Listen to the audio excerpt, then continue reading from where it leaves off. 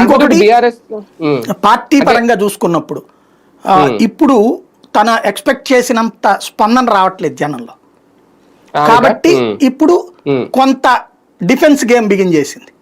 ఏంటి, అన్నయ్య నాన్న మాదంతా ఒకటే కుటుంబం, మేమంతా ఒకటే, మా రక్తాలు ఇంతే, మా నాన్న కోసమే చూస్తాను, మా అన్న బాగుండాలని చూస్తాను. హరీష్ రావు విలనని.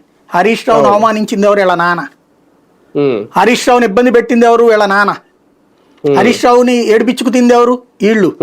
చివరికి కేటీఆర్ రెండోసారి మంత్రి పదవి ఇవ్వకపోవడం పక్కన పెట్టడమే కాదు, దారుణంగా అవమానించి క్రైసిస్ మేనేజర్ గా ఉండేటటువంటి హరీష్ రావుని సిద్దిపేట నియోజకవర్గం దాటేయకుండా చేశారు.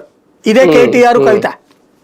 సిద్దిపేట నియోజకవర్గం దాటించి కనీసం హైదరాబాద్ లో సీట్లు కూడా రానియకుండా చేశారు.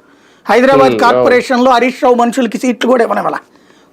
సిద్దిపేట మున్సిపాలిటీ కూడా హరీష్ రావుకి శత్రువులకి ఇచ్చారు కొంతమందికి. అంత చేసినా అతను ఏ రోజున పార్టీకి ద్రోహం చేయలే. అంటే కేసీఆర్కి ద్రోహం చేయలే.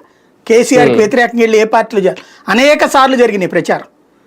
కాంగ్రెస్లోకి వెళ్ళడానికి రెడీ అయ్యాడు, ఏది రాజశేఖర్ రెడ్డితో, లేకపోతే కనుక దీంట్లోకి వెళ్ళిపోతున్నాడు, బీజేపీలోకి వెళ్ళిపోతున్నాడు, ఇట్లాంటి రకరకాల ప్రచారాలు జరిగినాయి. కానీ ఏ రోజున కూడా అతను నోరు తెరిచి కాంట్రవర్షియల్ గా మాట్లాడాల.